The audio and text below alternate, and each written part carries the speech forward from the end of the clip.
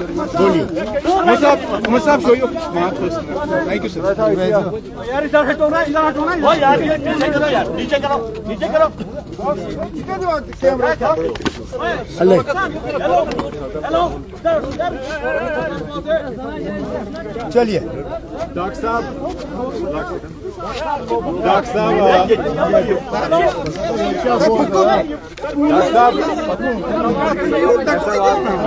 श्रीनगर और पहली बार देखने को मिल रहा है कि पोल बाइकआउट या वायलेंस नहीं हुई है, तो इस वक्त आपकी क्या सेंटिमेंट है? बहुत खुशी की बात है कि आज वो दिन आ गया।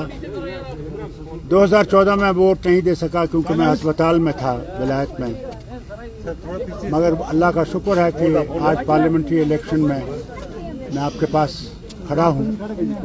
मगर अफसोस इस बात का भी है कि जहाँ ये कहते हैं कि कोई पत्थर नहीं चल रहा है, कोई वायलेंस नहीं है, कोई बाइकआउट नहीं है, वहाँ मैं आपसे कहना चाहता हूँ कि हर पार्टी के और ख़ासकर हमारी पार्टी के वर्कर्स को, सीधा वर्कर्स को इन्होंने इन 2 दिनों में बंद कर रखा है। एक तरफ से ये कहते हैं कि इलेक्शन बहुत आज़ादी से हो रहा है, तो मुझे बताइए, मैं होम मिनिस्टर साहब से पूछना चाहता हूँ, प्राइम मिनिस्टर से पूछना चाहता हूँ, हमारे वर्कर्स को क्यों बंद किया गया? क्या वो डरते हैं कि वो हार जाएंगे? और वो जरूर हारेंगे, इंशाल्लाह हारेंगे। लेकिन प्रधानमंत्री कह रहे हैं कि हम कामदार है, बाकी नामदार है। आप छोड़ दीजिए ना, वो क्या कह रहे हैं? वो कह रहे हैं, वो कहने दीजिए। हमने तो नाम देके, बाकियों ने तो चलिए सिर्फ इल्जाम लगाया। हमने तो आपको नाम दिए हैं इलेक्शन कमीशन को, हमने थाने की डिटेल्स दिए हैं जिन थानों में उनको बुलाया गया है, और हमने अपने रिप्रेजेंटेशन में ये भी कहा कि हम ये 8 नाम इसलिए दे रहे हैं ताकि आप ये ना कहो कि हम बिना सबूत के बात कर रहे हैं। ये एक एग्जॉस्टिव लिस्ट नहीं था, it was an indicative list, it was to show that जो हम कह रहे हैं हम ऐसे हवा में बात नहीं कर रहे हैं। अब इंतजामिया की तरफ से ये फिर जवाब आया कि ये जी ऐसे ही बेबुनियाद इल्जाम लगा रहे हैं, लेकिन हमने तो नाम दे के आपको कहा, हमने थाने के डिटेल्स दिए, उस चीज का तो आप जवाब दे नहीं सके। हमने किसी एक पुलिस के अफसर के खिलाफ कोई इल्जाम नहीं लगाया, हमने कहा कि ये इंतजामिया की तरफ से हो रहा है।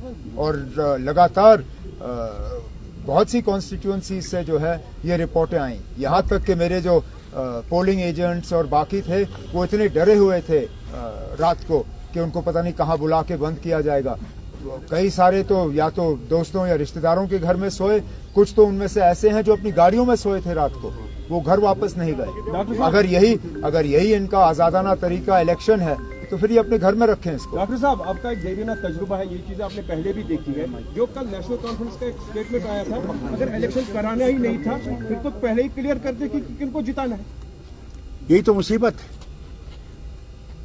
जो हम लोग बार बार कहते हैं कि दूसरे जो खड़े हैं उन्हीं के एजेंट हैं, उन्हीं की तरफ से खड़े हैं।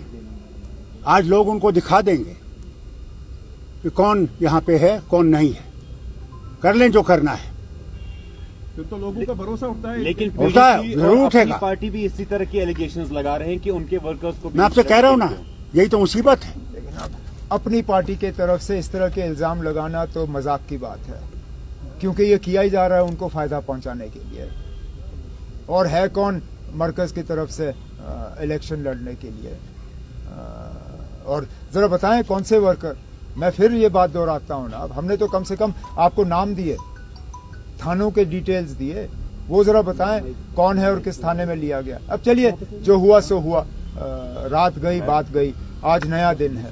अब उम्मीद करते हैं कि हमारे वर्करों को इस तरह तंग नहीं किया जाएगा। आज हम पोलिंग बूथ के बाहर खड़े हैं, हमने अपने वोट का इस्तेमाल किया। हमारे साथ 2 फर्स्ट टाइम वोटर हैं जो पहली मर्तबा वोट डाल रहे हैं।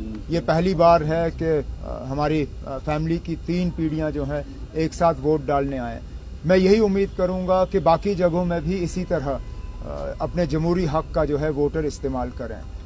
अगर के ये कहा गया है कि कोई बॉयकॉट नहीं है, किसी तरह की वायलेंस नहीं है, किसी तरह का खतरा नहीं है, तो फिर बढ़ चढ़ के लोगों को जो है इस इलेक्शन में हिस्सा लेना चाहिए, अपने वोट का इस्तेमाल करना चाहिए, क्योंकि आखिरकार यही एक जमहूरी तरीका है जिससे कि हम अपनी आवाज़ जो है वो बुलंद कर सकें। उमर साहब, ये चीजें पहली बार हो रही है, यहाँ कोई हड़ताल काल इस बारी नहीं है, कोई आज इलेक्शन के दिन अब आप शाम तक वेट करके देखते हैं ना अब इसका कितना असर पड़ेगा। आप कहते हैं कि कोई बॉयकॉट कॉल नहीं है, ठीक है ना, अब नहीं है, तो इसका वोटरों पे कितना असर पड़ेगा आज शाम जब तक पोलिंग बूथ खुले हैं तब तक देखें। अब जो देखिए, अब इस बार तो चलिए फिर आप मान के चले ना कि जो वोट में हिस्सा नहीं ले रहा है अपनी मर्जी से नहीं ले रहा है,